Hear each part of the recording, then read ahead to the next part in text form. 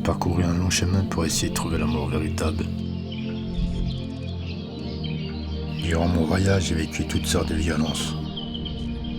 De nombreuses fois, je me suis retrouvé tout seul. Mais j'ai su me relever et garder la foi en mon rêve. J'ai grandi dans un quartier réputé difficile, celui de Haute-Pierre, situé à Strasbourg.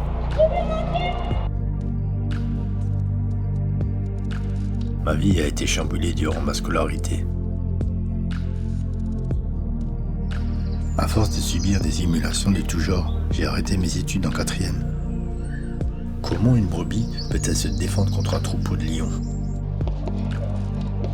La haine m'envahissait et elle avait pris racine dans mes veines. J'ai pris le même chemin que mes harceleurs, mais différemment de la plupart d'entre eux. Moi, je m'en étais pris à des sociétés de transport de marchandises. Dans les années 90, dans le quartier, il n'y avait pas de place pour la faiblesse ou pour les sentimentales. C'est ce que j'étais comme adolescent. Dans le quartier, j'étais devenu le gars qui cambriolait les entrepôts.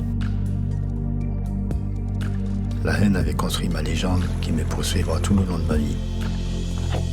J'ai commencé à aimer la personne que j'étais devenue.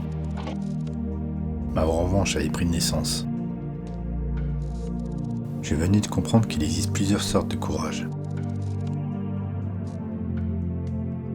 Je pensais que rien ni personne ne pouvait m'arrêter. La tristesse, la solitude, le manque d'amour et d'amis nous font faire des choses que nous ne souhaitons pas réellement. La seule chose que je souhaitais était d'offrir mon amour. L'amour véritable est une colombe voyageant à travers les horizons jusqu'à qu'elle découvre l'âme sœur qui fera battre son cœur. Elle se dressera courageusement contre ses craintes et ses propres terreurs. Par amour, elle serait prête à sacrifier sa vie. La magie de cet amour nous insuffle un courage inébranlable. Elle incarne souvent l'essence même du dépassement de soi. Elle nous élève et nous transforme en de meilleures versions de nous-mêmes.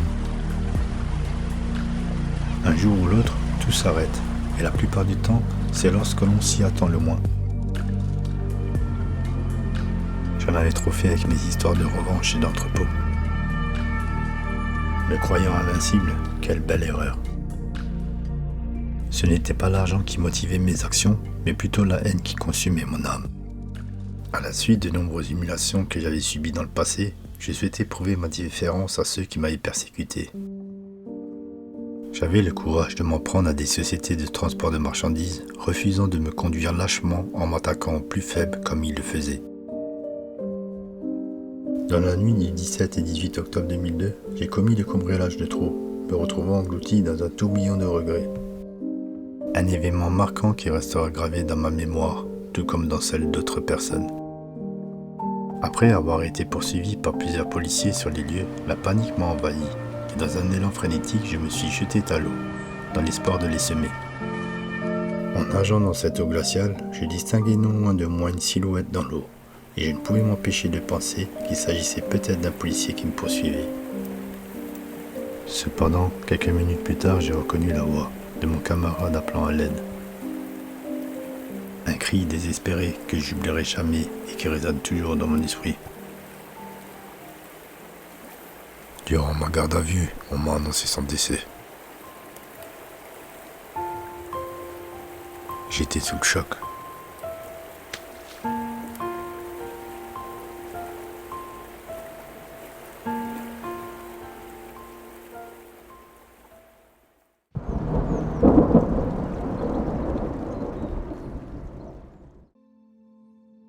« 48 heures après mon arrestation, je fus conduit au tribunal pour faire face au juge.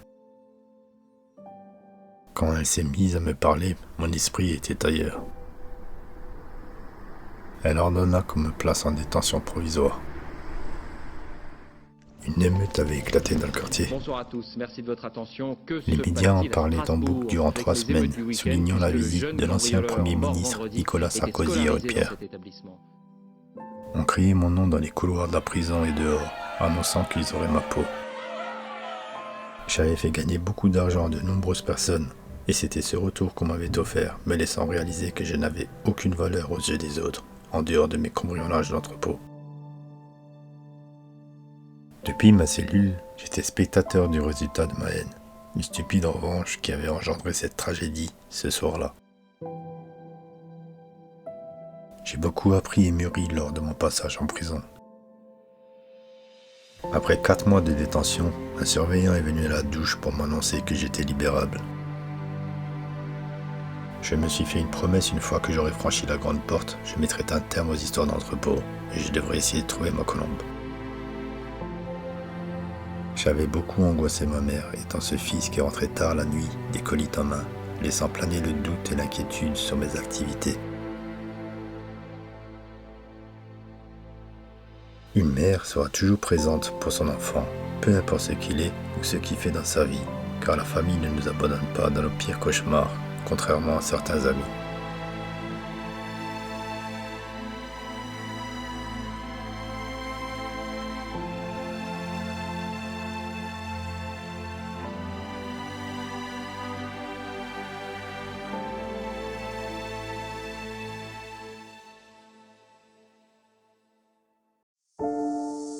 Chacun d'entre nous nourrit ses propres rêves d'enfance, et à mes 14 ans, j'ai découvert celui que je désirais ardemment réaliser, devenir un aventurier en quête d'un trésor unique au monde. Je me suis lancé à la recherche de l'amour véritable, le plus puissant et éternel de tous. La première élue de mon cœur était une fille du collège, la seule à m'adresser la parole. J'adorais la regarder, et lorsque ses yeux creusaient les miens, j'ai ressenti pour la première fois de ma vie tous les papillons dans mon corps. Il lui arrivait de prendre ma main pour l'entrelacer avec la sienne.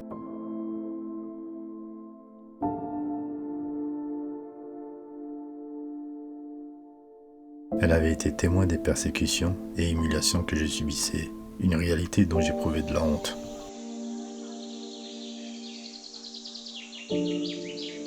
Je n'osais pas lui demander si elle serait d'accord de sortir avec moi. Un jour, je me suis lancé. Elle me répondit: non, je ne peux pas. Ça serait à moi de te défendre contre ceux qui t'harcèlent. Ça m'a beaucoup attristé, mais je la comprenais. Comment une fille aurait pu sortir avec un garçon qui est sans cesse humilié et moqué? J'étais passionné par l'amour. Et à travers les images de films romantiques, j'ai ressenti un immense bonheur. J'étais prêt à affronter le monde, à surmonter tous les obstacles pour vivre cela. À force que j'ai eu la foi et gardé l'espoir, la magie de ce trésor a commencé à opérer. Le 28 juillet 2003 restera ancré dans ma mémoire jusqu'à la fin de mes jours.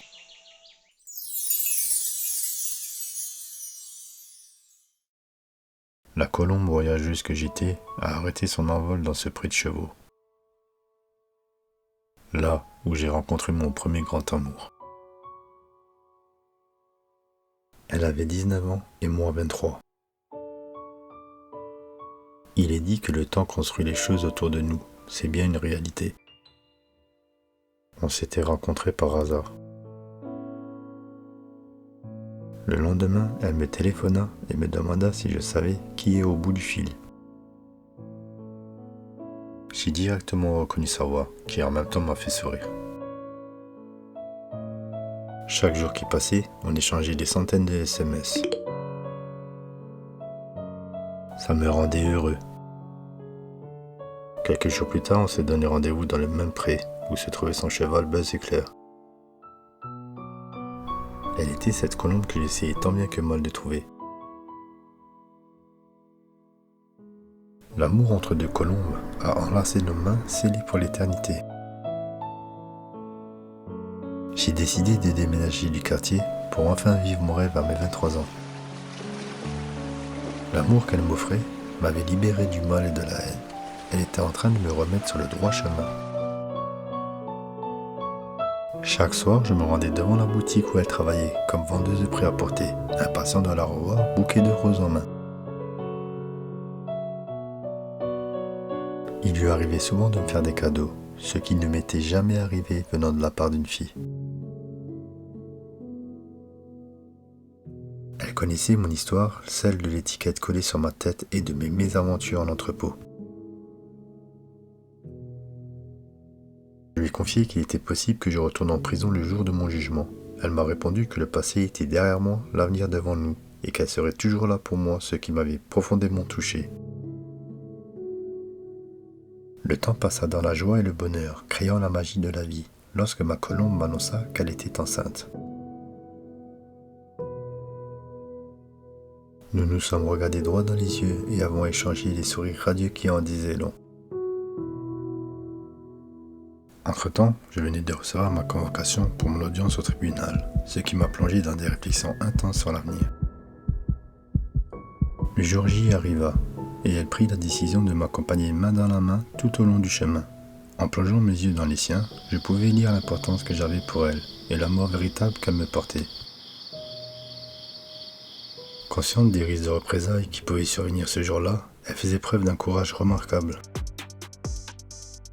La justice me soupçonnait d'être le commanditaire d'une trentaine de cambriolages d'entrepôts de transport de marchandises sur une période de 6 mois. Le procureur prit la parole en déclarant voici un modèle de réinsertion.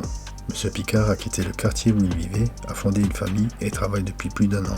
Autrefois, il avait les poches remplies de billets de banque. Je requiers 4 mois de prison ferme et 8 mois de sursis. Je ne m'y attendais pas du tout, et j'ai dû retenir mes larmes pour ne pas passer pour un lâche fuyant ses responsabilités. Le juge me posait des questions sur le déroulement de la fameuse nuit où le drame s'est produit, un moment particulièrement difficile, surtout lorsque j'ai dû raconter ce qui s'était passé dans l'eau. Je revivais l'instant comme si je me retrouvais à nouveau à ces lieux, ressentant une présence à mes côtés à la barre de la salle d'audience, comme si mon camarade décédé se tenait près de moi. Faisant face au jury, la tête haute, je retenais difficilement mes larmes. Je pense qu'ils ont vu à quel point cette histoire m'avait affecté et qu'ils savaient qu'elle serait un fardeau que je porterais en moi toute ma vie.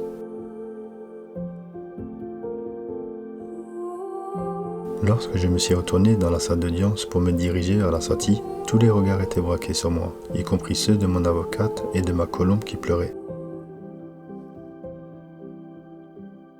C'est à ce moment-là que j'ai craqué, leur demandant de ne pas regarder pleurer. Je suis sorti libre du tribunal, car j'avais déjà effectué au préalable les 4 mois de prison ferme.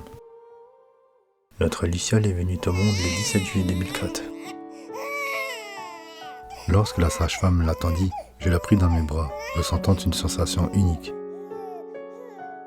Quand ses yeux se fixèrent sur les miens, je pensais à l'adolescent qui avait perdu la vie dans le fleuve. Ma conscience me rappela que si j'avais perdu la mienne ce soir-là, notre fille n'aurait jamais vu le jour. L'amour véritable nous avait offert le plus précieux des trésors.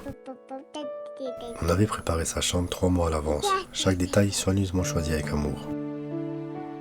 En même temps que nous le faisions, on pouvait lire notre bonheur sur nos visages, illuminés par l'anticipation de son arrivée. Cette période de préparation avait renforcé notre complicité, et notre amour était devenu encore plus fort qu'auparavant, tissé de rêves et d'espoir pour notre petite fille. Chaque coup de pinceau et chaque objet disposé témoignant de notre joie et de notre impatience à l'accueillir dans ce cocon que nous avons créé pour elle. Ma douce colombe avait pris son congé de maternité pour une durée de 3 ans, tandis que moi, j'étais intérimaire dans une usine d'outillage depuis environ 2 ans, jonglant entre mes responsabilités et mon désir de la retrouver. Je savourais enfin cette liberté tant convoitée, une liberté qui m'avait été arrachée par le mal et la haine, pendant 8 longues années durant lesquelles je devais constamment surveiller mes arrières. J'éprouvais une joie immense en observant le bonheur rayonnant sur le visage de ma petite Luciole et de mon ange gardien qui m'avait tiré d'un terrible guêpier, tandis que la haine émergeant des profondeurs de mon âme était étouffée par l'amour véritable qui avait désormais pris sa place. Quelque temps après la naissance de notre fille, j'ai remarqué que ma compagne s'éloignait de moi. Et malgré mes remarques répétées, cela ne faisait qu'attiser sa colère et engendrer des disputes entre nous. Évidemment, j'étais conscient que s'occuper d'un bébé demandait énormément d'énergie et de temps, mais je ne m'attendais pas à ce que cela impacte autant notre relation. Elle commença à m'insulter, me lançant en pleine face que je devais cesser de marcher comme un gay et que j'étais un bouffon. Et au fil du temps, je ressentais une onde grandissante en moi, perdant peu à peu ma confiance. Comment cette main autrefois si douce qui s'étendait vers la mienne avait pu être altérée par la dureté de cette réalité? Je réclamais simplement un peu d'amour et de la présence, car je me sentais à nouveau invisible dans ma vie. À force de disputes et de demander mes souhaits, elle finit par appeler la gendarmerie à plusieurs reprises. Elle leur annonça que je voyais mon camarade qui était décédé, ce qui conduisait à mon internement en maison de santé, accompagné de sa signature et celle du médecin. J'en croyais pas de mes yeux. Elle avait du pouvoir sur moi, simplement en disant des mots. C'était profondément effrayant de me retrouver dans cet endroit, simplement parce que j'avais osé demander de l'amour à ma partenaire. J'en ai beaucoup souffert, étant forcé de prendre des médicaments chaque matin et chaque soir. Un après-midi, durant la visite de ma famille, je me suis mis à baver sur moi devant les yeux de ma mère, ce qui a été très difficile pour moi, car elle a pu voir son fils comme un légume. Je sais qu'elle en avait aussi souffert. Je lui répétais que j'aimais toujours ma colombe et que sans elle, ma vie n'aurait pas de sens. Après une nouvelle dispute, la gendarmerie intervint à nouveau à notre domicile, et cette fois, je fus interné attaché par les mains et les jambes sur un lit d'hôpital, devant les yeux de ma fille. Comment pourrais-je oublier ces images, celles d'un être humain qui m'a dit de l'amour, mais aussi celles où mes voisins purent me voir tel un animal de laboratoire, immobilisé sur ce lit, entouré de médecins. Une fois arrivé à l'établissement de santé, on me plaça pendant 3 jours à l'isolement, revêtu d'une camisole de force.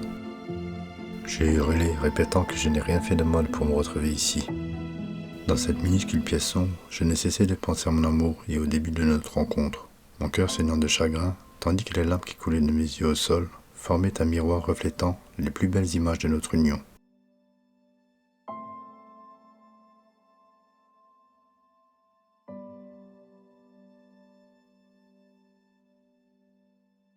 Quand elle me rendait visite, je caressais toujours sa joue en lui disant que je lui en voulais pas, persuadé que ce que nous vivions n'était qu'un passage et que tout redeviendrait comme au début de notre histoire.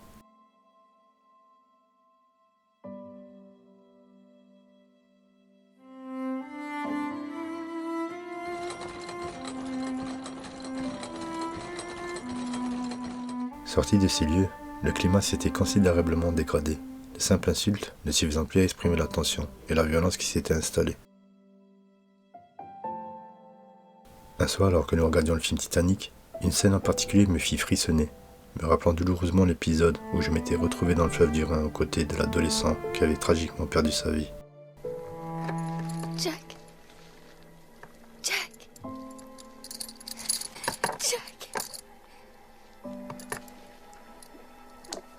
Jack.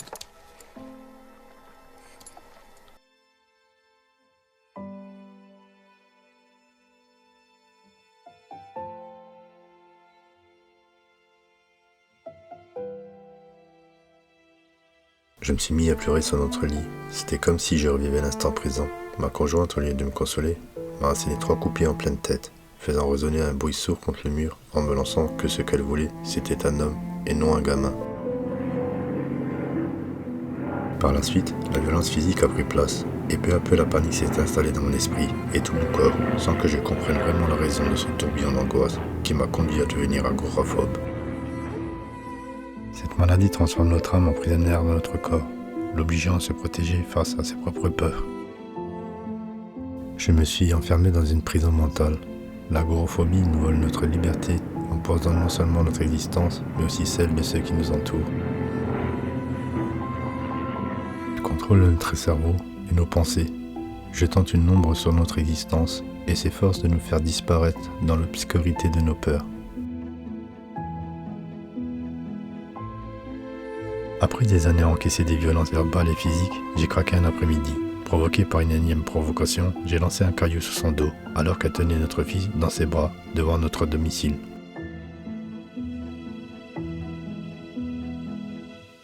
Je n'en pouvais plus malgré mon amour pour elle. J'ai regretté instantanément mon geste, ressentant une profonde souffrance à l'intérieur de moi.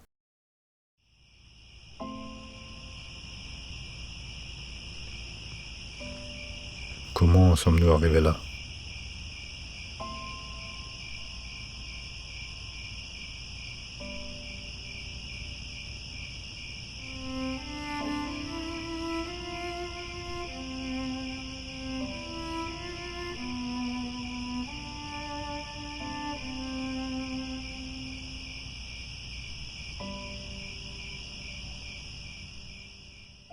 Au début de notre relation, nous étions deux colombes inséparables. Notre amour était aussi intense que celui de Roméo et Juliette.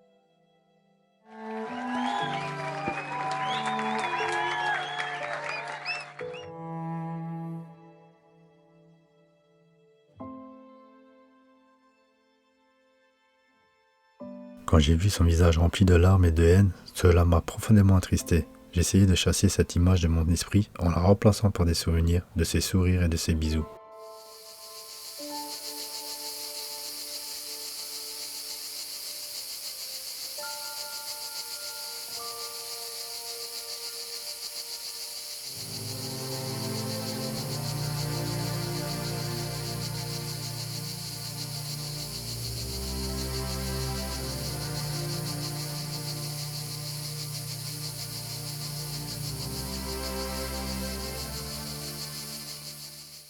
Le 17 octobre 2007, elle parvint à me faire enfermer en prison, grâce à sa plainte pour violence me répétant inlassablement qu'elle réussirait à le faire, surtout le jour où j'avais frôlé la mort dans le fleuve.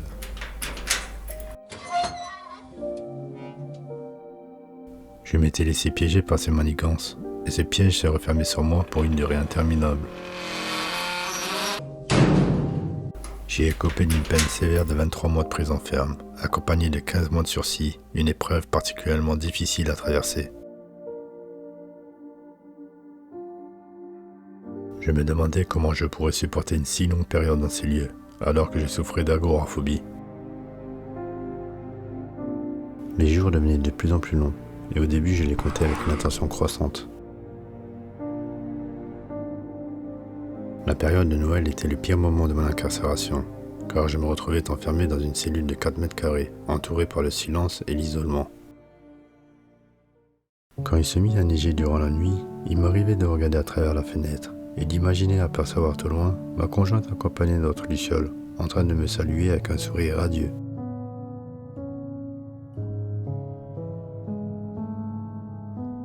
Chaque semaine, je lui écrivais au moins 4 lettres.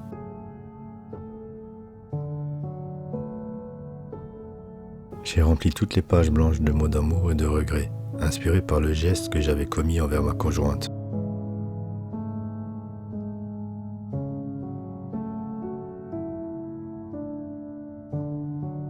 Dans mes courriers, j'ai ajouté la plupart du temps un dessin représentant notre petite famille. Mon co-détenu se moquait ouvertement de moi, tout comme d'autres détenus, mais je m'en fichais car mes courriers étaient mon essence quotidiennement pour tenir dans ce lieu. Après plusieurs mois, mon avocate avait soumis une demande d'aménagement de peine. La commission décida de la rejeter. Pourtant, j'avais fait preuve d'une bonne conduite et j'avais travaillé à la cantine dès mon arrivée pour un salaire de 170 € mensuel.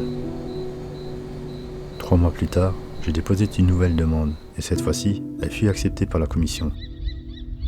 Le mois de mai suivant, mon corps retrouva la liberté, mais mon âme resta toujours prisonnier de ma maladie. J'avais obtenu une libération conditionnelle.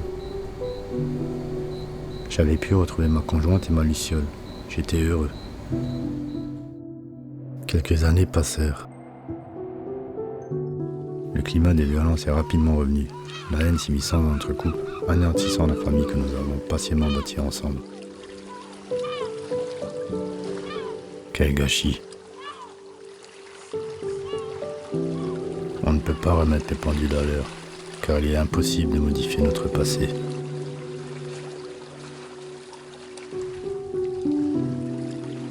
Un soir d'avril, ma conjointe m'annonça qu'elle était enceinte. Nos regards se croisèrent et je l'enlaçai tendrement, en lui affirmant que c'était une merveilleuse nouvelle, espérant que l'arrivée de ce bébé nous aiderait à redresser notre couple sur le bon chemin. Mon deuxième rêve allait se concrétiser. Nous allons avoir un fils. Prochainement, nous serons 4, et le visage de ma conjointe et du mien ne ressemblait plus à ceux marqués par le mélange de la haine et de la violence. Notre fils est né le 26 janvier 2009. C'était presque un miracle que nous ayons pu avoir un autre enfant ensemble, compte tenu des épreuves que notre histoire a traversées. J'étais ravi d'avoir un fils, assurant ainsi la continuité de ma lignée. C'est ce que je souhaitais vraiment. 10 ans s'écoulèrent, marqués par des souvenirs indélébiles, laissés par celle qui autrefois m'aimait tendrement. Une lame glissa sur ma cuisse, suivie d'autres blessures.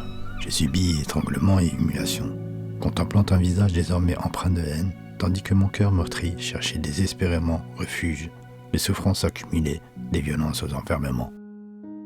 Chaque nuit, je partais à mon poste de travail de chauffeur-livreur, le visage marqué par la tristesse, jusqu'au jour où mon regard croisa celui-là d'une princesse qui me lança un radieux sourire, si perçant qu'il me déstabilisa. Je me contentai de lui rendre un sourire. Les nuits suivantes, je la cherchais du regard sur le quai. Elle en faisait de même, créant des instants magiques où je me sentais enfin visible. Pourtant, je vivais en couple, une relation ternie par la routine et l'infidélité de ma conjointe. Ne voulant pas devenir infidèle, je lui avouai mon amour pour mon collègue, mais en lui donnant son nom, je commis une erreur qui détruisit cet amour naissant. Elle a rapidement contacté sur Messenger, la menaçant de représailles. La jeune femme effrayée ne m'a plus jamais parlé. La tristesse est revenue dans mon cœur et mon esprit. J'ai demandé à ma conjointe pourquoi elle avait détruit un amour prometteur, sachant qu'elle ne m'apportait que du mal. Elle est restée silencieuse. Malgré l'indifférence de cette princesse, je restais fidèle à ma foi en l'amour véritable, pensant à elle jour et nuit.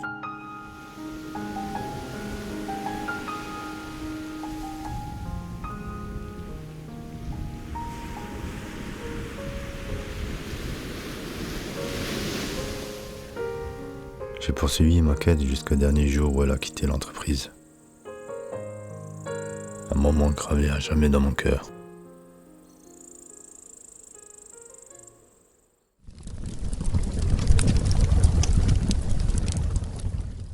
Comment pourrais-je oublier le 29 janvier 2019 ? Ce jour-là, alors que j'ai circulé sur la route pour mon boulot, durant ma pause, je me suis connecté sur le réseau social de Facebook. C'est alors que j'ai découvert une publication d'un homme exprimant sa peur d'être heureux, car il avait toujours l'impression que le bonheur lui échappait. Ma conjointe a répondu en lui attribuant la faute, et l'homme a réagi par un lol. Elle a ensuite ajouté une question, lui demandant de se rappeler de leur dernière rencontre. À ce moment précis, j'ai compris que quelque chose n'allait pas, réalisant qu'elle entretenait une liaison avec cet homme. Vers minuit 35, j'ai contacté ma conjointe pour lui demander des comptes. Elle m'a hurlé au téléphone, sa méthode habituelle pour me faire taire.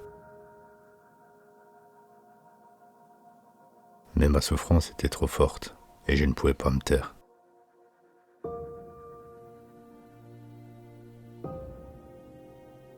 C'était la 3e fois qu'elle m'était infidèle, du moins c'est ce que je savais.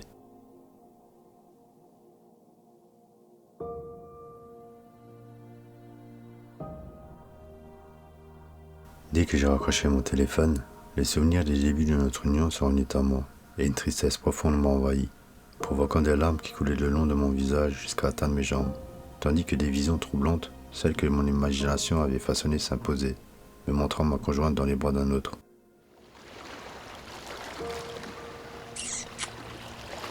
L'adrénaline montait en moi, me poussant à rouler à vive allure sur les 400 km du chemin retour. Arrivé à la maison, je me souviens de notre dispute et du coup de téléphone de ma conjointe à ma mère, annonçant qu'un drame allait m'arriver. Mais de quel drame parlait-elle ? Ma conjointe m'a trouvé au sous-sol de notre maison, pendu à une machine de musculation.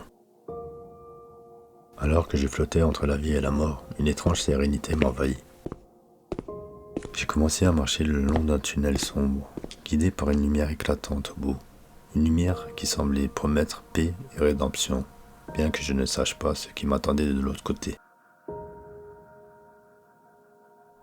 Mon cœur s'est arrêté de battre depuis 3 minutes. Les pompiers sont intervenus au sol de notre maison et m'ont décroché de la laisse d'acier de notre chien qui était enroulé autour de mon cou. Ils m'ont réanimé et je fus plongé dans le coma durant 72 heures. Dans ce lieu inconnu, mon cœur était apaisé, alors que je marchais vers un bonheur qui m'attendait sûrement de l'autre côté.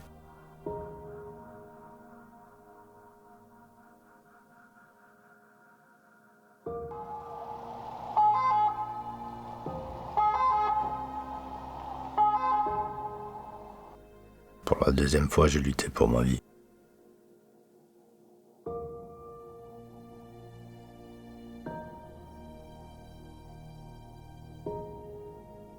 Mais que m'apportera-t-il ce retour de l'au-delà ?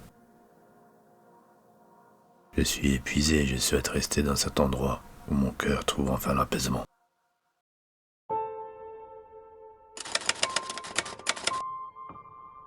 Ma famille prie à mon chevet, espérant que j'ouvre mes yeux, et probablement j'ai entendu leur voix.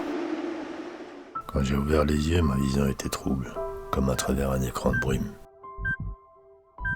L'infirmière me demanda si je savais où je me trouvais. Comment pouvais-je répondre, après que mes cordes vocales ayant été écrasées par la pendaison ? Monsieur Picker, vous avez fait une tentative de suicide. Vous vous trouvez à l'hôpital. Je n'en croyais pas mes oreilles. J'étais branché de la tête aux pieds, nourri par un tuyau dans la narine. En peu de temps, j'avais perdu une dizaine de kilos. Les médecins m'interdisaient de boire, mais la soif l'a emporté. J'ai avalé quelques gouttes d'eau qui m'ont presque étouffé.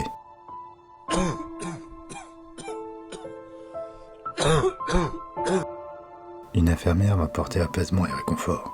Son sourire me rappelait ma collègue dont j'étais tombé amoureux.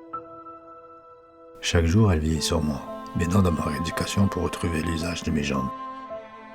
Prêt, monsieur Picard ? Oui, docteur, mais j'ai du mal à me tenir debout. Il faut essayer, courage, disait-elle. Chaque jour, j'espérais que ce soit cette infirmière qui ouvre la porte de ma chambre. Son sourire illuminait mon visage. Branché à des sondes, je lui avouai ma gêne face à ma nudité, mais elle savait toujours rendre le moment agréable. Sa gentillesse faisait battre mon cœur à chaque rencontre. Elle me disait souvent que mon ex ne me méritait pas, me demandant si elle était venue me voir. Quand je répondis non, elle insistait pour que je n'oublie jamais que j'étais un homme bon.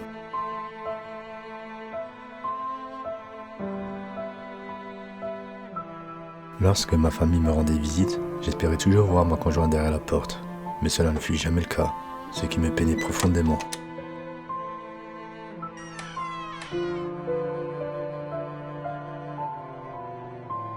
Comment peut-on ignorer 16 ans de vie commune et un homme entre la vie et la mort ? Je me le demandais sans cesse. Pour ma part, je n'oublierai jamais les moments ayant fait le serment de fidélité et d'honnêteté, pour le meilleur et le pire, même sans mariage. Sans la moindre hésitation, je lui aurais offert ma vie, et c'est presque ce que cela m'a coûté. Le jour de ma sortie de l'hôpital, je disais adieu à cette infirmière qui avait ravivé mon cœur.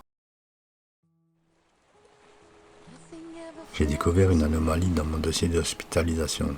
Ma conjointe avait signalé qu'elle m'avait retrouvé pendu sur une machine de musculation avec les yeux révulsés. Pourquoi ne m'a-t-elle pas décroché ? L'enquête a conclu à une tentative de suicide, probablement influencée par mon amour pour elle. C'est ainsi que je le ressentais.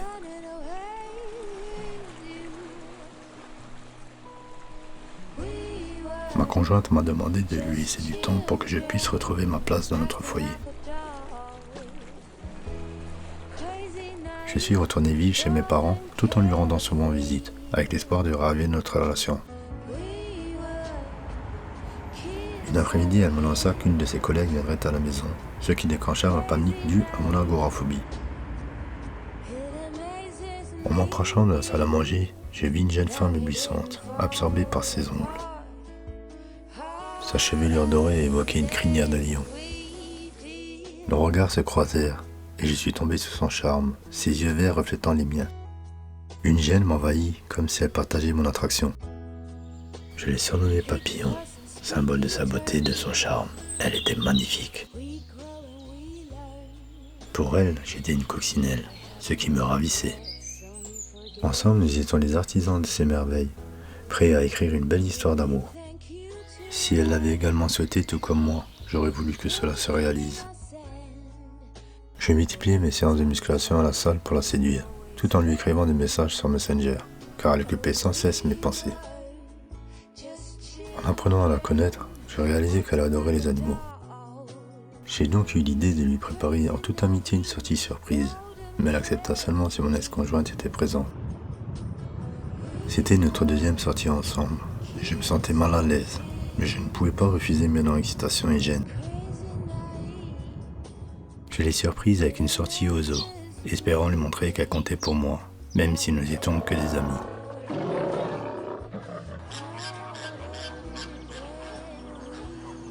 J'aimais la voir sourire, même si elle ne me remarquait pas et riait avec mon ex, son bonheur me comblait. Ce jour-là, il pleuvait. Je leur avais donné mon parapluie, choisissant de rester sur la pluie en attendant le petit train du parc animalier. La jeune femme remarqua une violette à ses pieds et la ramassa. Je lui pris la fleur des mains, la surprenant, et lui dis que je souhaitais la garder en souvenir de notre sortie. Elle me souria. Après cette sortie, nous avons partagé 2 autres moments ensemble, l'un au cinéma et l'autre au restaurant. Souvent, elle me confiait qu'elle m'appréciait beaucoup, ce qui me rendait sincèrement heureux. Quelques semaines plus tard, un gendarme m'a appelé pour m'informer d'une plainte pour harcèlement, déposée par mon ex et une autre personne, ce qui m'a profondément choqué. En insistant, j'ai découvert que la deuxième personne était Papillon. Comment une personne qui prétendait m'apprécier pouvait-elle me blesser ainsi? Mon cœur était encore mis à l'épreuve par l'amour que je ressentais pour une femme et que je reçus en retour que l'humiliation. Quel homme devrais-je être pour mériter un peu d'amour propre ou une véritable amitié? J'étais si blessé d'avoir appris qu'une femme à qui j'avais toujours agi avec respect allait porter plainte contre moi pour harcèlement, que je n'avais plus de mots à dire aux gendarmes. Dans les pages de mon histoire, jamais il n'y était question de harcèlement. Si Papillon m'avait simplement demandé de la laisser tranquille, je l'aurais bien entendu respecter. J'ai dû me défendre devant la gendarmerie face aux accusations portées à mon encontre. Au cours de mon audition, on m'a présenté sur le bureau un parfum, une montre, des baskets, ainsi que plusieurs lettres que je lui avais écrites. Mes yeux restaient rivés sur ces objets. L'enquêteur poursuivait son audition, tandis que l'écho de sa voix résonnait dans mon esprit, envahi par Papillon et par mes lettres et cadeaux, me faisant penser qu'elle avait sûrement éprouvé des sentiments pour moi. Sinon, pourquoi les aurait-elle gardés, sans jamais se plaindre jusqu'à aujourd'hui? La justice en a conclu un entêtement amoureux et m'a donné l'avertissement. Une fois sorti des locaux de la gendarmerie, j'ai appelé Papillon. « Pourquoi m'as-tu fait ça? Tu disais que j'étais un homme bon et que tu m'appréciais. » Elle est restée évasive à mes questions. Je pense que mon ex avait manipulé la situation, sachant que mon attachement envers Papillon pouvait me nuire. C'était notre ultime échange entre Papillon et moi. Mon ex n'avait jamais souhaité que je revienne vivre dans notre foyer. Elle m'avait bien abandonné entre la vie et la mort.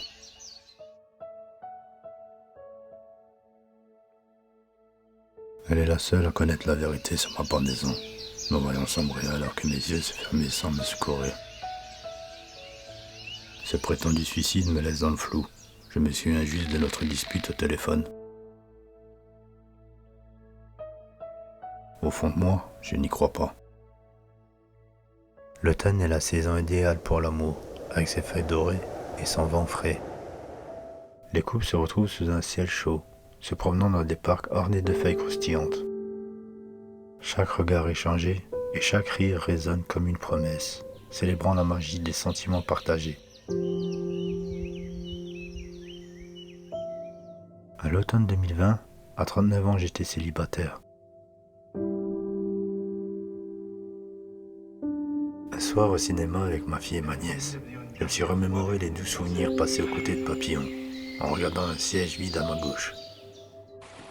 La joie se mélangeait à la tristesse.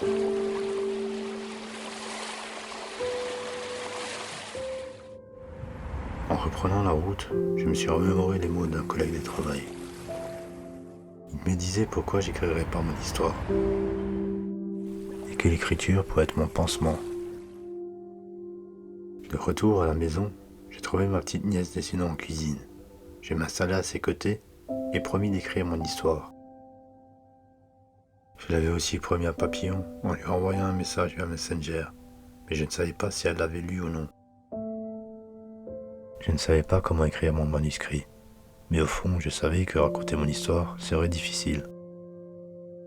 J'ai commencé à rédiger mon manuscrit sur du papier blanc, et à mesure que ma plume était guidée par mon cœur, les pages révélaient mon histoire. J'ai continué à écrire mon manuscrit sur le vieux ordinateur de mon père, qui est devenu un ami et un confident, apaisant mes peines et éveillant ma passion pour l'écriture. Chacun de nous a des passions cachées, parfois sans même s'en rendre compte, comme cela m'est arrivé. Un jour, en consultant mon Facebook, j'ai reçu une demande pour rejoindre un groupe appelé Parlons-en. Devenu membre, j'y ai partagé une publication, révélant que je m'étais retrouvé pendu au sous-sol de ma maison. Le lendemain matin, une journaliste m'a contacté sur Messenger pour que je lui raconte mon histoire si cela m'intéressait. Après plus de 4 heures de conversation au téléphone, elle m'a proposé de raconter mon histoire à la télévision, ce que j'ai d'abord pris pour une blague. J'étais terrifié à l'idée de me retrouver sur un plateau de télévision, mais j'ai finalement accepté. La journaliste m'a ensuite envoyé un ticket de train pour rejoindre leur équipe. En tant qu'agoraphobe depuis des années, je me demandais comment je pourrais monter dans ce train. J'ai trouvé la force et le courage en pensant à mon ex et à Papillon.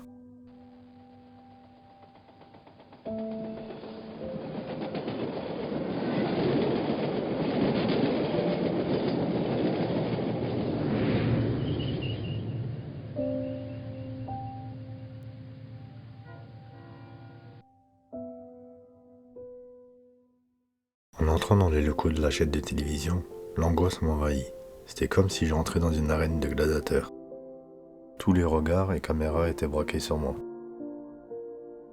Des images de Cléopâtre, Papillon et de mon ex traversaient mon esprit et me motivèrent à débuter l'émission qui était en direct. Donc, l'histoire de Steve. Steve a grandi dans un quartier compliqué de la banlieue de Strasbourg, isolé dans sa cité. C'est un garçon plutôt renfermé sur lui-même, souvent cloîtré dans sa chambre. Il travaille comme chauffeur-livreur aux côtés de son père, qui a réussi à le faire engager dans son entreprise de transport de marchandises. Et à 22 ans, le jeune Alsacien renoue avec une ancienne connaissance, Alexandra. Cette jeune vendeuse dans le prêt-à-porter, qui est légèrement plus âgée que Steve, a grandi dans le même quartier que lui. Et un jour, elle le contacte pour lui proposer un tête-à-tête. Steve accepte alors, sans hésiter.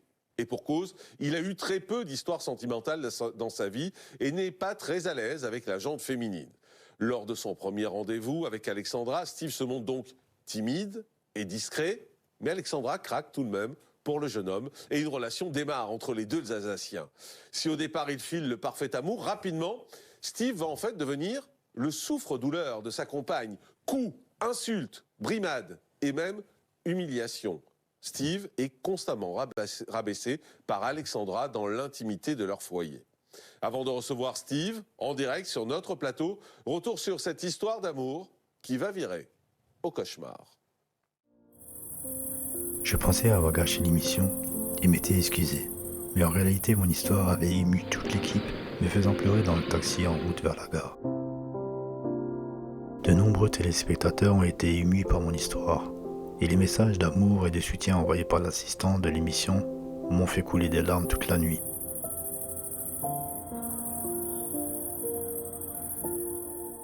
Je recevais des milliers de messages et demandes d'amis sur Facebook, ce qui m'a profondément ému. Quelques mois plus tard, la même journaliste m'a invité à participer à une seconde émission intitulée « Que sont-ils devenus ?» Revenons à présent sur le témoignage poignant de Steve, un homme battu qui a échappé au pire. Son passage sur notre plateau en février dernier vous avait bouleversé. Ça a duré 14 ans. Oui. À un moment, on se réveille. Non? Il y a un moment, oui. Mais là, j'ai commencé à me réveiller, mais elle reste quand même en moi parce que j'ai vécu 16 ans avec elle et je ne sais pas pourquoi. Depuis son passage sur notre plateau, Steve a reçu énormément de soutien. Depuis, ça va beaucoup mieux. C'est grâce à vous et il y a une chaîne d'amour qui s'est créée suite à l'émission.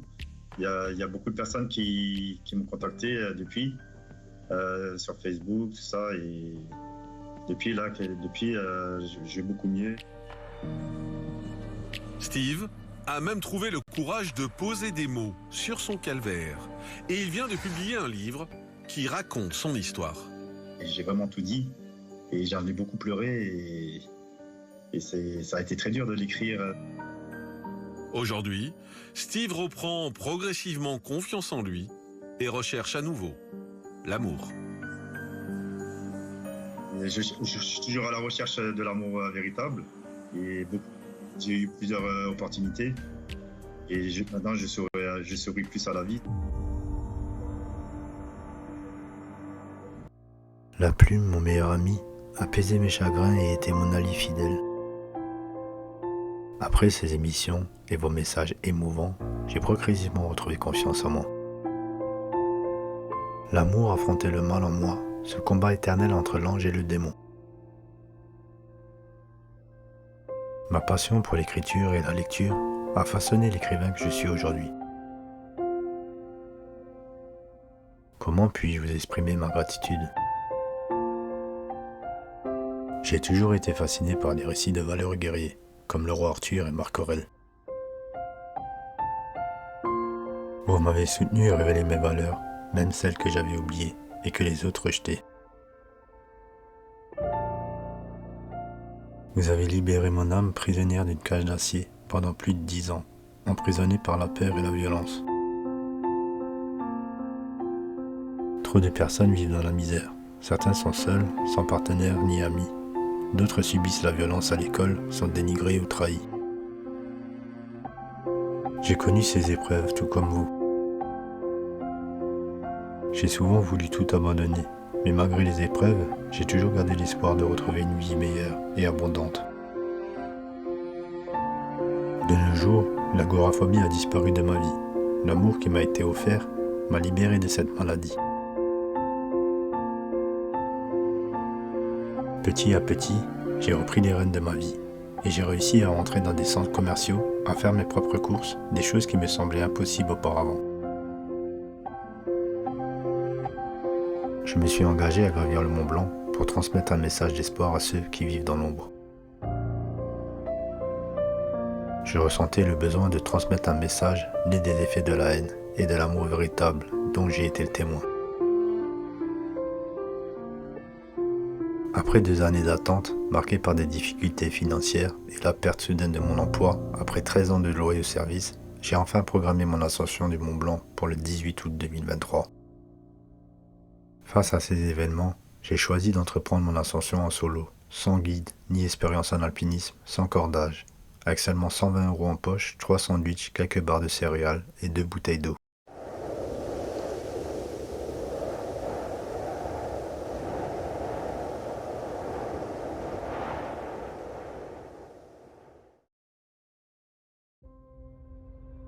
Je réalise aujourd'hui que c'était une folie, un risque insensé pour ma vie, mais le Mont Blanc me fascinait tant qu'il hantait mes pensées jour et nuit, comme si elle m'invitait à conquérir ce sommet majestueux.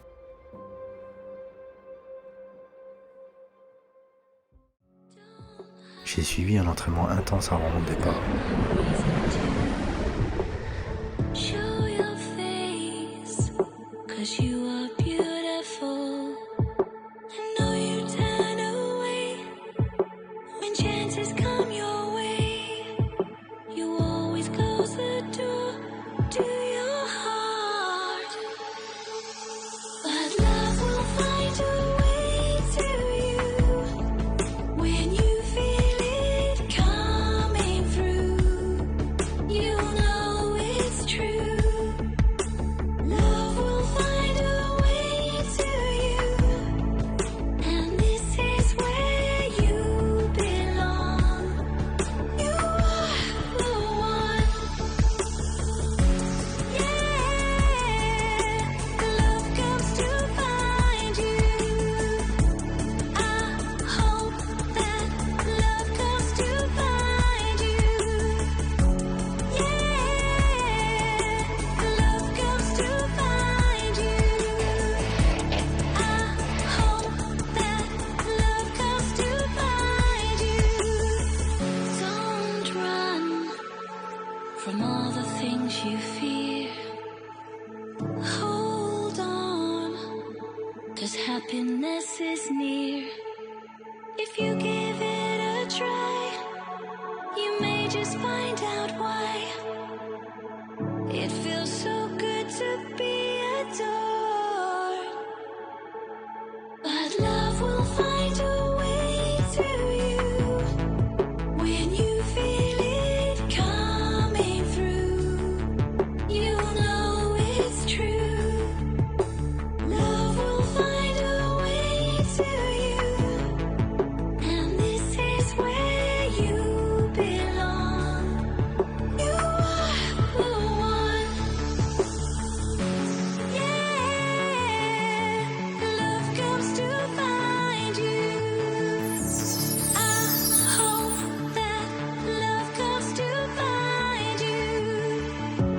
Yeah, love comes to find you. I hope that love comes to find you. Yeah, love comes to find you. I hope that love comes to find you.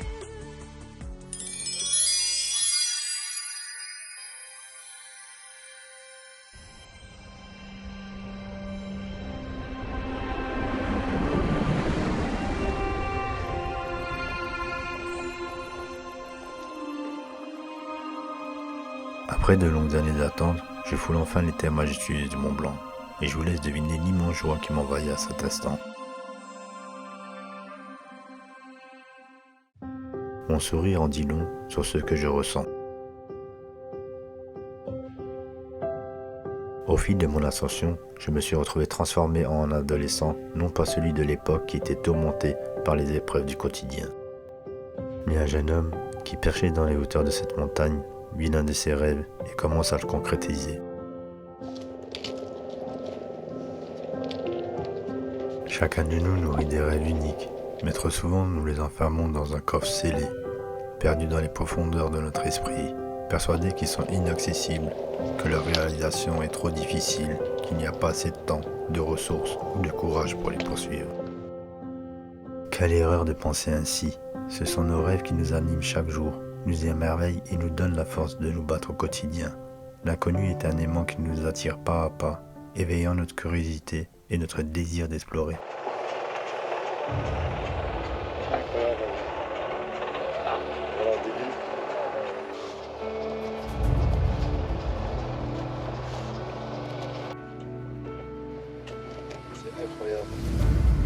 Je savoure des moments enchanteurs et inoubliables, mes yeux scintillant comme des milliards d'étoiles. Qui aurait cru que l'homme autrefois affligé et malade se tiendrait aujourd'hui debout, seul dans ces milieux magiques? La vie est tellement surprenante.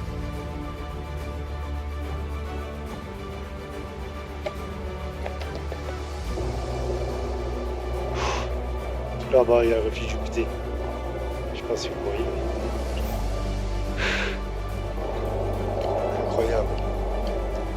Incroyable. Je suis en communion avec la nature, un sanctuaire où les blessures de mon cœur, s'évanouissant, laissant place à un flot d'amour et de bonheur.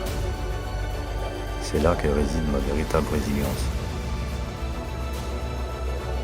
Traverser le couloir du goûter, dit couloir de la mort, les Islam.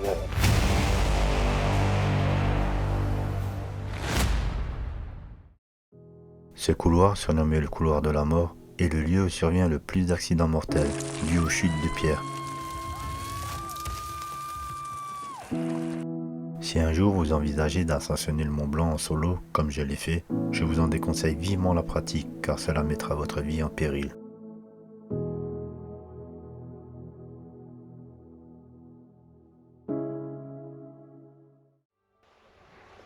Ça devient dur, ça devient dur. 3318 mètres d'altitude.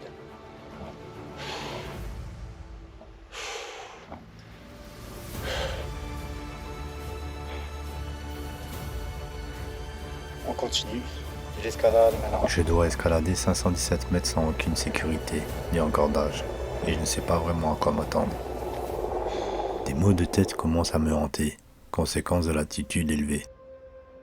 Faute de moyens financiers, je n'ai pas eu l'opportunité de m'acclimater correctement. Je savais que cela était inévitable, mais c'était ma dernière opportunité de réaliser l'un de mes rêves. Celui de planter mon drapeau messager sur le toit de l'Europe et mettre un terme à mon combat intérieur. Assis sur ces pierres rocheuses, je me suis plongé dans les souvenirs précieux des moments partagés avec mes enfants et leur maman. Tout en évoquant également les instants tendres passés avec Papillon. Et tous ceux qui m'ont offert leur soutien et leur amour inconditionnel.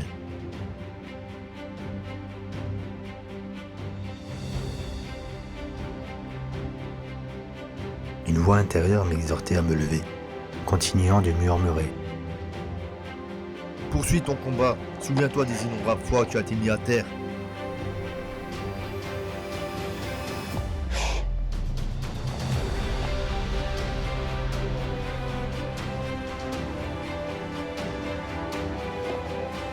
Grimpe cette montagne pas à pas, mon ami.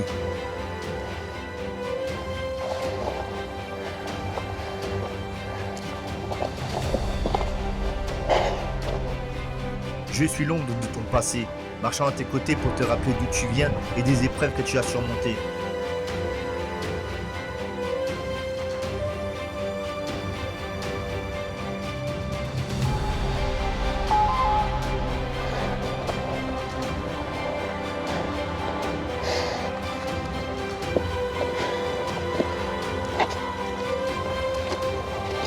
Renais de tes cendres et laisse-moi m'effacer à jamais dans ton présent. Libère le poids de ton passé.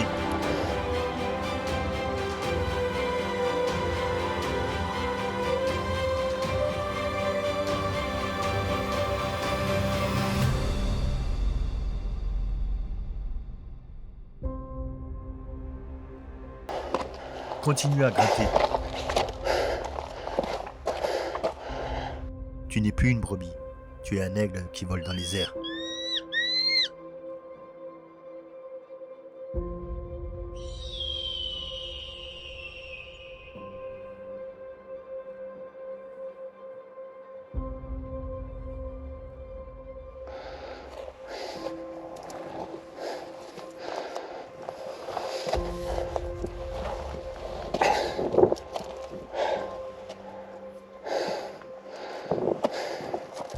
Pense aux fois que t'es allé t'entraîner avec pratiquement rien dans le ventre.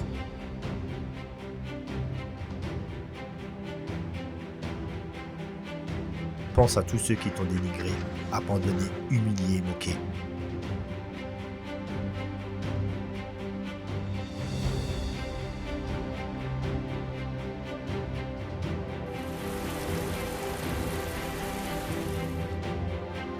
Fais de ta faiblesse ta force.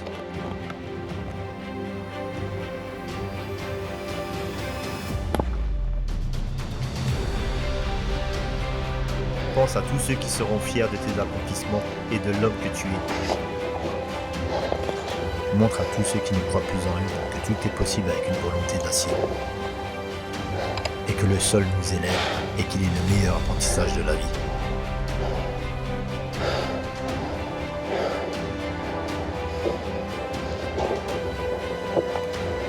Va porter ton message sur le plus haut sommet de l'Europe.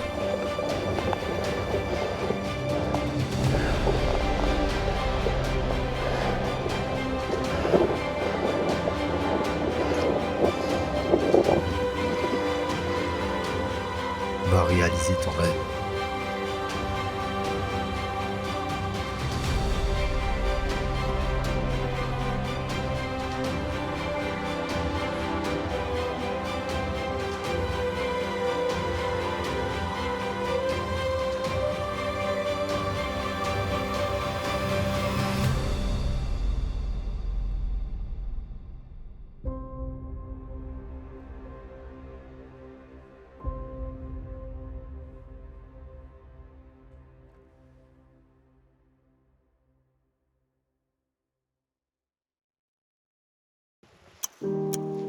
Le réveil a été difficile. Je ne me suis pas beaucoup reposé. Je continue mon ascension en pleine nuit. C'était la première fois de ma vie que je mettais des crampons. Au refuge, j'ai eu tant de mal à les enfiler que j'ai dû demander de l'aide à un groupe de Polonais. Mon cœur était ma lumière, illuminant mon chemin et me guidant à chaque pas. Dans ces hautes altitudes, je ressentais un dépaysement total, comme si j'y étais transporté sur une autre planète, où la liberté s'étendait à perte de vue. J'y trouvais un apaisement comme si je partais à la quête de mon véritable foyer, prêt à y bâtir une nouvelle vie. Cette montagne éveillait en moi des émotions intenses, difficiles à exprimer. J'étais plongé dans mon propre Alice au pays des merveilles. J'éprouvais une connexion profonde avec la nature, qui par la puissance de mon esprit, semblait apaiser mes blessures passées, en m'accueillant dans son sanctuaire. Sur le chemin, plusieurs crevasses se présentaient, et certaines m'obligeant à les franchir en sautant, comme celle-ci par exemple. Crevasse.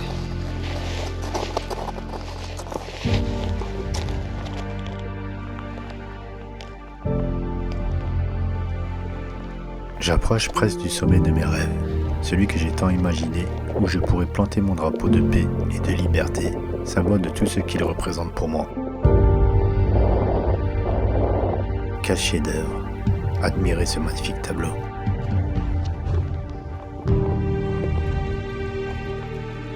Comment pourrais-je oublier ce dessin sublime, façonné par la nature elle-même?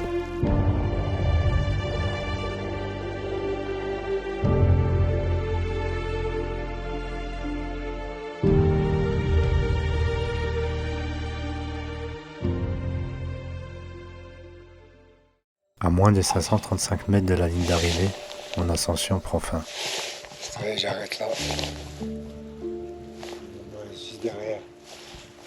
Ça devient dur, ça devient dur.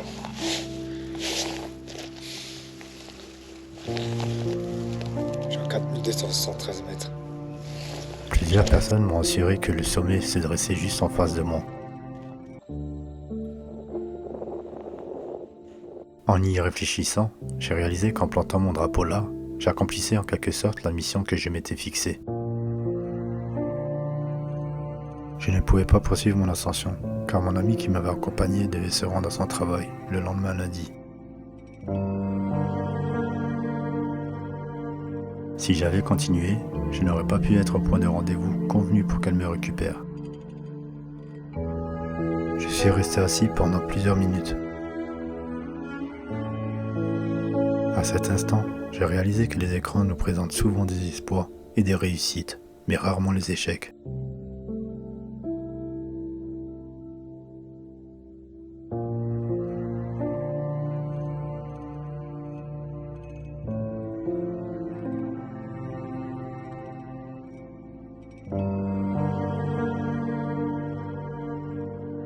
En décidant de m'arrêter à plus de 4273 mètres d'altitude, je me suis dit que vous découvrirez quelque chose de nouveau. Le youtubeur Inostag affirmait dans son documentaire intitulé Kaizen que l'essentiel réside dans la tentative de réaliser ses rêves et ses souhaits. Peu importe les échecs, ce qui compte vraiment c'est l'effort de poursuivre ses aspirations. En écrivant mon manuscrit et en réalisant mon documentaire, j'ai pris conscience de nombreuses choses que je n'avais pas comprises auparavant ou que je choisissais d'ignorer. Je prends conscience des erreurs du passé, notamment celle d'avoir accordé ma confiance trop facilement et d'avoir dit oui à tout, mettant ainsi en péril ma propre existence.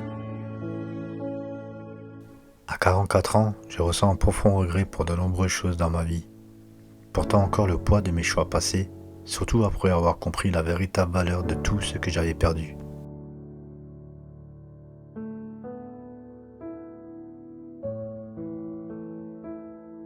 Bien que nous ne puissions pas modifier le passé, nous avons le pouvoir de transformer notre présent en tirant des enseignements de nos erreurs passées.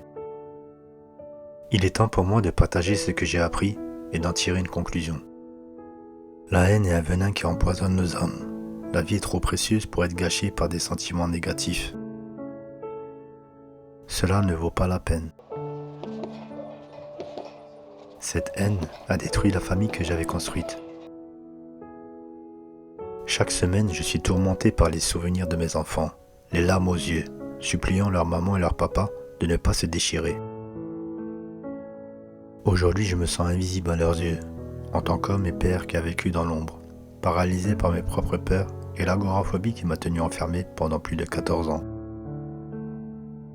C'est à travers ce film que je peux enfin leur exprimer ce que j'ai sur le cœur.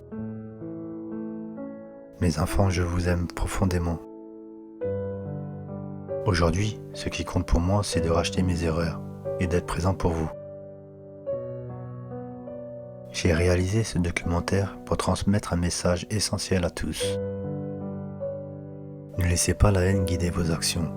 Ne reproduisez pas les mêmes erreurs que j'ai commises. J'ai frôlé la mort à 2 reprises et je porte en moi le souvenir tragique de la perte d'un adolescent. Je ressens de profonds regrets concernant de nombreuses décisions de ma vie et je sais que j'en paierai le prix jusqu'à la fin de mes jours. Bien que le passé soit immuable, nous avons le pouvoir de transformer notre présent en apprenant de nos erreurs. Nous pouvons tenter de laver nos péchés par des actions positives autour de nous. J'ai grandi dans le quartier de Haute-Pierre en Alsace, où certains disaient que nous avons évolué dans une fausse éthique, et que cela a sans doute façonné les personnes que nous y étions dans les années 90 et 2000. Pourtant, je considère que la cité où j'ai vécu a été ma plus grande école de vie. Chaque mur bétonné recèle une histoire. Certaines sont belles et d'autres empreintes de tristesse. D'autres encore s'écrieront. Ces murs ne sont pas de simples structures. Ils agissent comme nos haut-parleurs, diffusant les vibrations des voix des habitants de nos quartiers. Ces voix chargées d'émotions expriment au monde qui nous sommes réellement et décrivent la réalité de notre quotidien. Ensemble, nous pouvons faire fleurir nos quartiers, insufflant ainsi un nouveau souffle à leur vieux décor. Les rêves nous offrent une raison de vivre et nourrissent notre espoir. Ils nous émerveillent et nous incitent à nous dépasser pour les réaliser. J'ai entrepris la réalisation de mon propre film documentaire, presque seul. Un travail titanesque pour une seule personne. Beaucoup se sont moqués de moi et n'ont pas cru en mon projet, tandis que d'autres m'ont abandonné en cours de route. En 3 ans, j'ai écrit 9 livres. J'ai fait l'ascension du Mont Blanc en solo, sans aucune expérience en alpinisme. J'ai vendu tout ce que je possédais pour donner vie à mes projets et réaliser certains de mes rêves. J'ai traversé de nombreuses épreuves, mais j'ai réussi à concrétiser mes aspirations. Croyez en vos rêves, car c'est grâce à une détermination inébranlable qu'ils prendront vie. Ne laissez jamais les autres éteindre vos désirs, vos aspirations et vos ambitions. J'ai enfin réalisé que je n'ai rien à prouver à quiconque et que je dois m'accepter tel que je suis. Après 23 ans de lutte, je suis enfin libéré des chaînes qui m'enfermaient.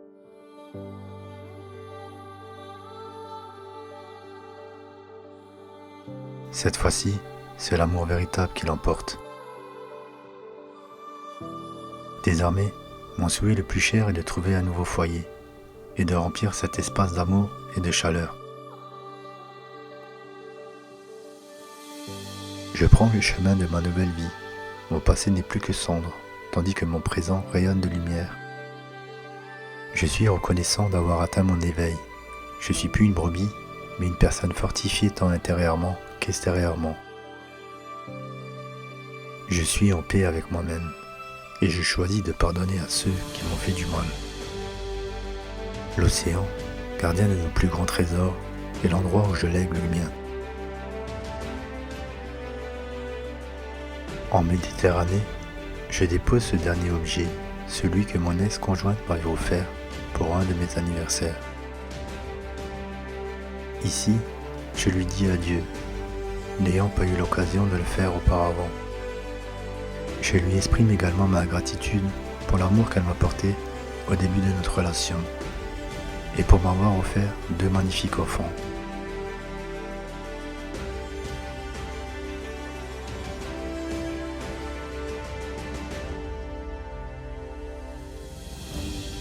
Nous soignons tant de maladies dans le monde, mais comment se soigner de l'amour véritable? Chacun a repris son chemin. Je chéris les précieux souvenirs partagés avec Papillon, ainsi qu'avec la mère de mes enfants et ma collègue de travail. Je leur pardonne le mal qu'ils m'ont fait. Souvent, mon ex me faisait remarquer que je souris peu, mimant un visage souriant avec ses mains pour illustrer son propos.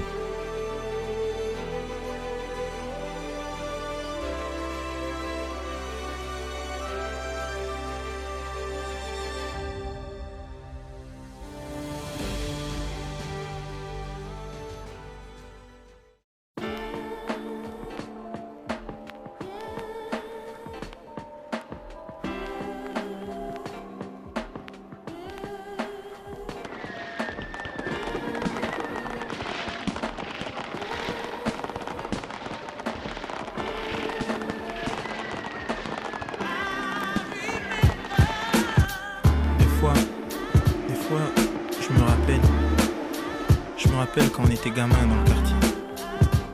On souriait tous. Après, en grandissant, je pense souvent à ceux qui ont disparu, ceux qui sont partis. Ils auraient dû grandir comme nous. C'est ça la vie, je crois. C'est triste quand même. J'ai tout appris à l'école de la rue, mes profs les ennuis. J'ai consenti, compris, fallait que je change toute ma vie. Il ne suffit pas d'avoir la bonne porte, il faut la bonne clé. Se remettre en question, se dire maintenant je dois changer. J'en ai assez de vivre comme ça depuis que t'es plus là. J'ai tout perdu, plus rien ne sera plus comme autrefois. Il faut pas oublier les siens, les nôtres qui disparaissent. Ce sont des signes clairs, l'existence c'est comme un test.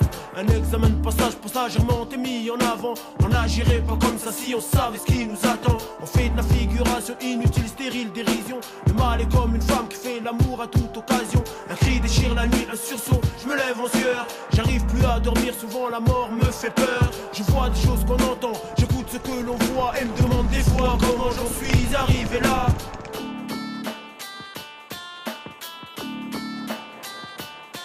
Tu peux lire dans la vie comme un livre ouvert, parce que les choses sont éphémères. Seulement il faut que l'on prenne conscience. On comprendra seulement quand le voile sera levé. Mais ce sera trop tard, on ne pourra plus rien changer. J'ai aimé trop de gens à qui j'ai dit au revoir. Je sais aussi que plus jamais je pourrai les revoir. Tu vas me manquer, au revoir à jamais.